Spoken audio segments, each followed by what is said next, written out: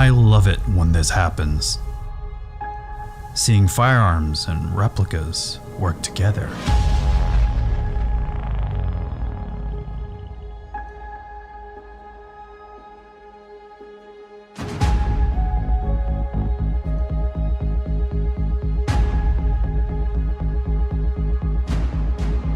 I'm not surprised who made this happen, but does it stand out enough on the inside as it is on the outside?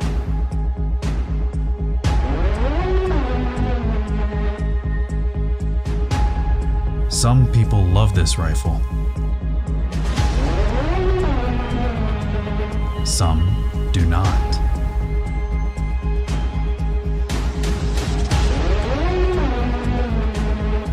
The real rifle was made for performance.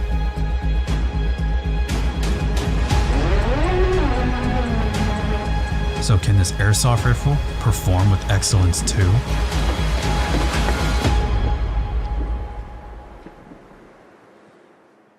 This is the G&G and Cobalt Kinetics BAMF Team Rifle.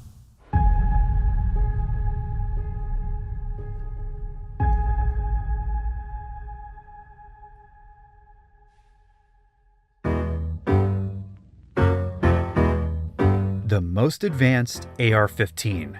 That's what Cobalt Kinetics, a rather new American company based in St. George, Utah, claim they produce. In many time-measured shooting competitions, anything that could shed milliseconds from a run is crucial and worth big money by competitors. Control layouts, muzzle brake chambers, extended releases, everything is a major factor. This mentality leads to something like the cleverly named billet aluminum modern firearm, a name that Samuel Jackson would definitely approve of. This rifle is something worth stopping passersby at the range or at SHOT Show 2016, as it did for Iraq veteran 8888, but it would take Taiwanese-based Guigui or G&G Armament to work out licensing production of a replica for us to handle for far less than the nearly $4,000 price tag that the 223 rifle demands. Cobalt Kinetics themselves made the first steps to create this replica by approaching G&G at SHOT Show. G&G would also replicate a standout function that Cobalt Kinetics is known for that would quickly be known to impress real firearm shooters while gaining the disdain and dismissive attitudes of some quick-to-judge airsofters.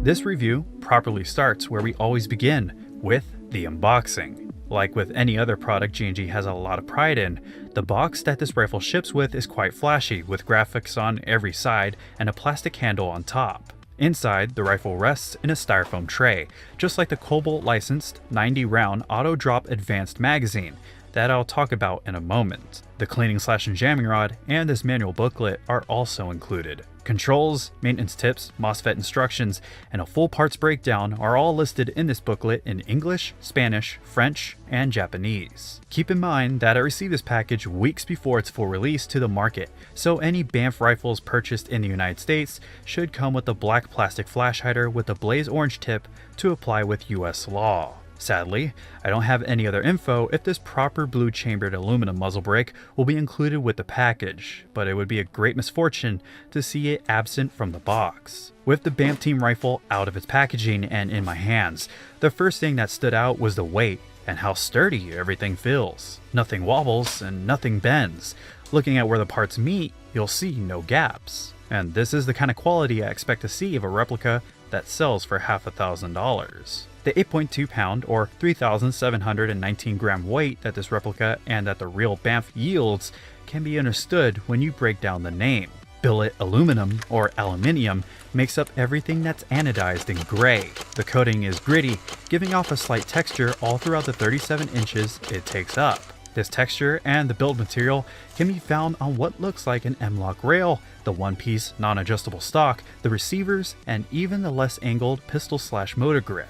Without the slight texture, the motor grip would be textureless, much like how the very rear of the stock is. At the very end of the barrel, as expected, this G&G and Cobalt Kinetics rifle comes with a proper brake, or at least that's so with this rifle, with the common to find 14mm counterclockwise threading underneath on the tip of the outer barrel, wrapping a 430mm long 6.04mm Type bore inner barrel. I wouldn't add anything else to this rifle's impressive length, but if this muzzle brake isn't doing it for you, then feel free to replace it with any other muzzle device that interests you. Around the free-floating barrel, this M-LOK rail, made of 6063 aluminum, is secured to the upper receiver with 6 2.5mm Allen screws. This rail takes a lot of people by surprise for the fact that no M-LOK slots can be found on top, and that 6 of the 7 angles with slots are useless for any M-LOK attachments. Only the slots underneath are of the correct size. This is due to the purpose that the real firearm is designed for.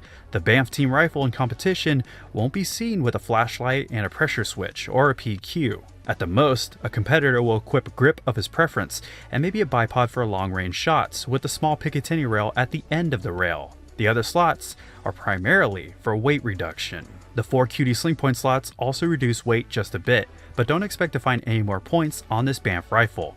These are your only sling points unless you decide to improvise and fashion a sling right through the stock. I don't see why that wouldn't work. Up top, on a 2-inch Picatinny rail segment, would be your aluminum front flip-up sight with the rear sight back on the upper receiver. These are made simple, unlike most of the rifle. Windage and elevation controls are easy to use on the rear sight, and with the front sight tool, the front sight could also be adjusted for elevation. Both of these sights can be flipped up or down without the need to push down on any buttons, and the sight picture they give off is adequate for the game of Airsoft. For anyone looking to use a magnified optic instead, the 7-inch or 177.8mm rail up top of the receiver should be useful. Removing the included sights is also an easy task with a flathead screwdriver available. Using a 5mm Allen wrench, I can remove the Allen screw that holds on the one-piece 10¼ billet aluminum stock onto the lovely blue aluminum mock buffer tube. The stock is a solid piece of aluminum that in itself boasts some weight despite the skeletonized look. With the stock secured to the buffer tube, it locks up very nicely. You won't need to worry about any wobble in the rear of this G&G. With the stock off, we can see a cutout on the buffer tube exposing your small type Tamiya connections on 16 AWG wires. Following the wires, we can see an automotive fuse and then a small MOSFET. Again, this is where some people may notice that my BAMF rifle is different from the models you'll find on the market, as this sample is void of Dean's connections that you should be receiving. The wiring configuration should look more like what you see here on my Knights Armament licensed SR30 from G&G. I welcome when manufacturers include both connections straight from the box, especially with the BAMF rifle. Using the Dean's connections might have freed up some space in the buffer tube, so I can use more of the buffer tube for batteries that I own. I can just barely screw on the end cap when setting this rifle up. As for my rifle, it's a simple case of too much wiring getting in the way. But if you're used to Dean's connections, then you just might be spared from this annoying issue that I faced over and over again. Screwing the buffer tube back into the receiver, screwing the back of the tube back on, and securing the stock, we can then move on to the controls and the receiver as a whole. It's really hard to deny that G&G did a wonderful job replicating the design of the Cobalt Kinetics BAMF Team rifle. Even the magwell is graced with a futuristic mystique, including grooves to contour to a magwell grip. The upper receiver lacks a forward assist, but the mock brass deflector is enlarged. The magwell is flared twice, and all the controls apart from the bolt release are ambidextrous. I've already touched on the moto grip and how it's been straightened up more than the traditional M4 style. This makes replacement of the all aluminum grip for a different or more traditional A1 or A2 grip quite difficult, if not impossible, due to the angle of the exposed gearbox being too acute. But G&G included 45-degree selector switches on both sides. They include the proper font of all the trademarks. The Cobalt Kinetics logo is engraved beautifully, and both magazine releases are challenging to miss. Pulling back on the T-handle will of course drop the polymer dust cover that remains as the only other polymer plastic item on the outside of this rifle, and will expose your rotary hop-up dial, made easier by the locking bolt. With the gold trigger, the gray and blue anodizing, and the lines the body give off, this becomes a very standout rifle on the field and even in competition, although not light nor cheap. These are the looks that make up the BAMF Team rifle, but there's much more to this $550 AEG. I've left this second to last for a reason. This magazine seems to confuse a lot of people to hate this rifle due to a key function that Cobalt Kinetics loves to show off, named the Cobalt Advantage Reload System, or CARS. Welcome to auto-dropping of empty magazines. This feature, although a neat advantage to professional competitors, has been one of the most hated ideas in the airsoft world lately, but I'd like to explain how the hate isn't really warranted. This empty magazine drop feature can be turned off, and very easily. and it doesn't require tools or even the rifle to do so. This drop feature is only tripped when the extended follower in the magazine releases a spring that in turn releases this section at the top of the magazine. This will then give nothing for the magazine catch inside the rifle to hold on to, so it will release the magazine very smoothly. However, by flipping the switch, it's disabled. The magazine will no longer release itself when it runs dry. This magazine can even drop free from other M4 rifles that it feeds from.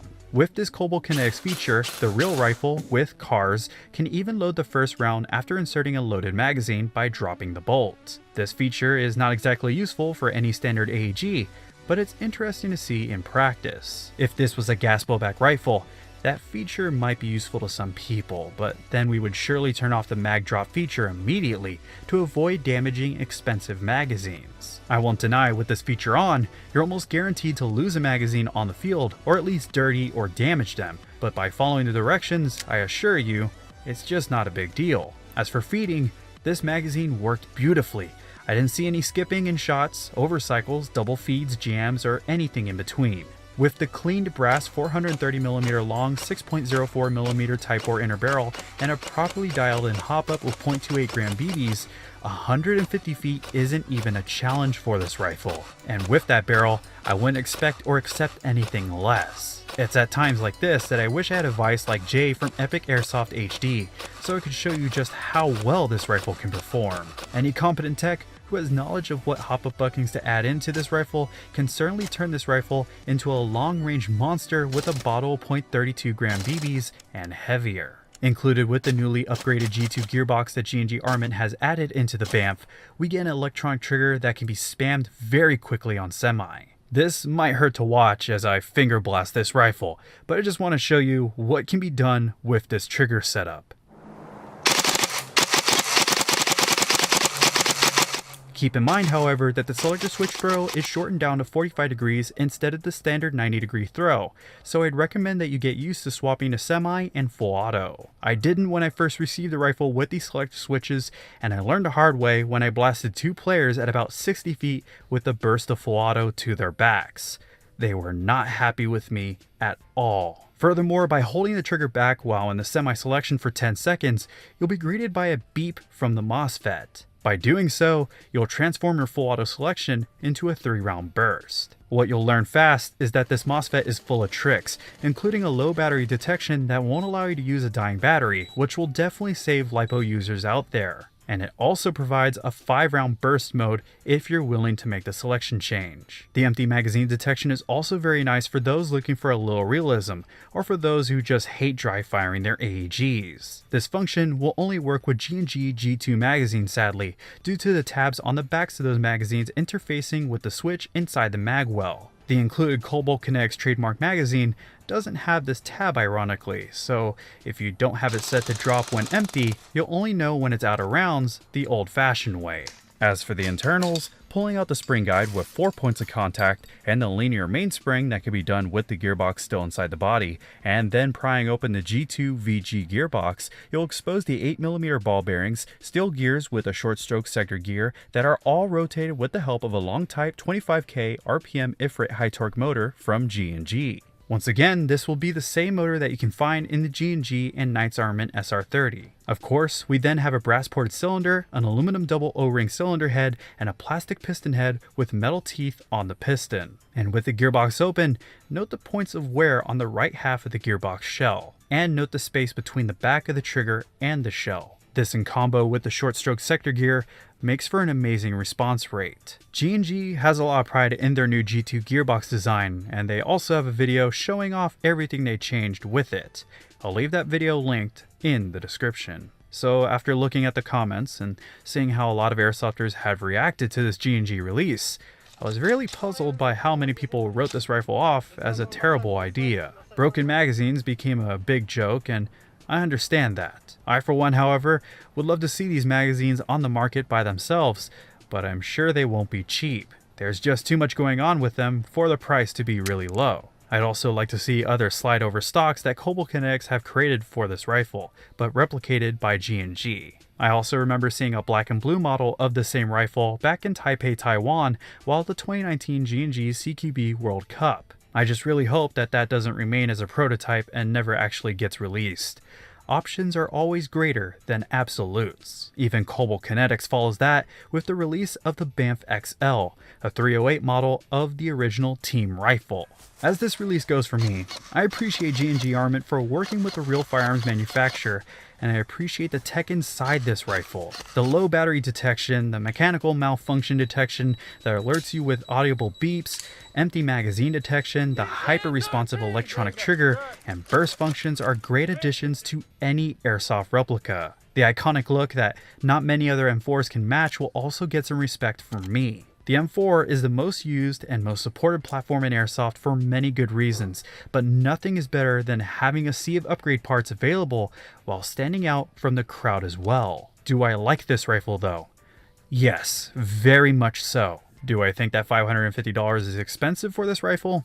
Yes. This is a high-end product that demands another $100 than most other high-end rifles ask for. Of course the licensing and build construction leads to this, so I can't say that I'm confused about such a price. As someone who's been around airsoft manufacturers and distributors for over 5 years now, I completely understand. It was either the $550 price tag for a high-end tightly made rifle with a list of good internal parts to boot, or a $250 to $300 rifle with a non-billet aluminum build, a lesser trigger, and possibly wobbly sections. And with that said, that's just what it all comes down to.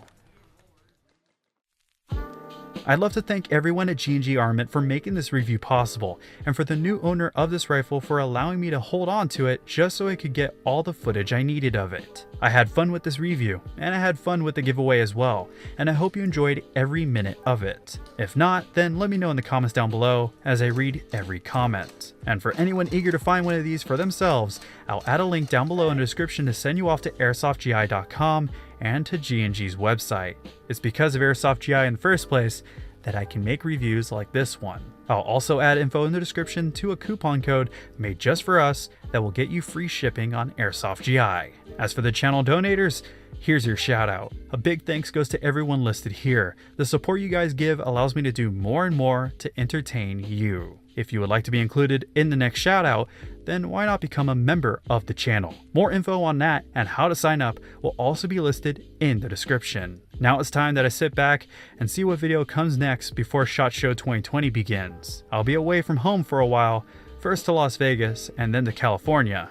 I better make the most of it. But until the next video drops from the city of San Antonio, this has been Scott Hollenbeck, and I will be sure to see you all next time.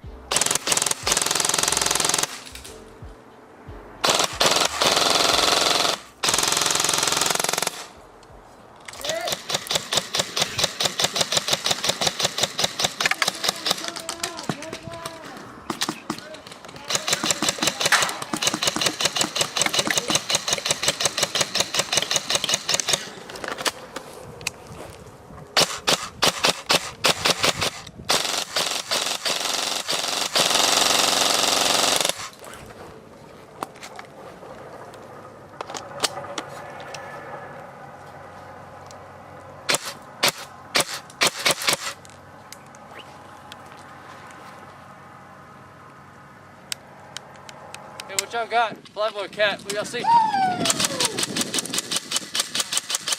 Tires, tires, tires! Hey, you got guys and tires! Guys and tires!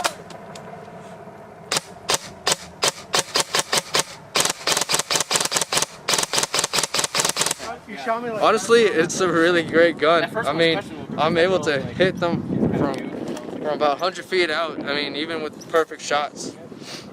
It feels good, it runs great, and I mean, the trigger response is very crisp, very smooth. I'm able to just pop off rounds right in there, right then and there. Anything you don't like? Not necessarily. The only thing that would probably be a concern if someone was going to use this for an all-day type, it is of course metal, so it does have a little bit of weight, and you will feel that weight. But I mean, if you're used to that kind of weapons, then you're going to be able to run this all day. No problems. What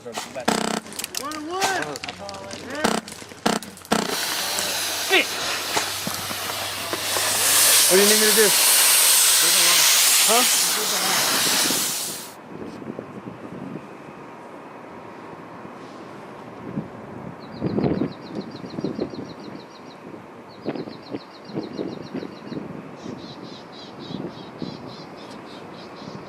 Alright.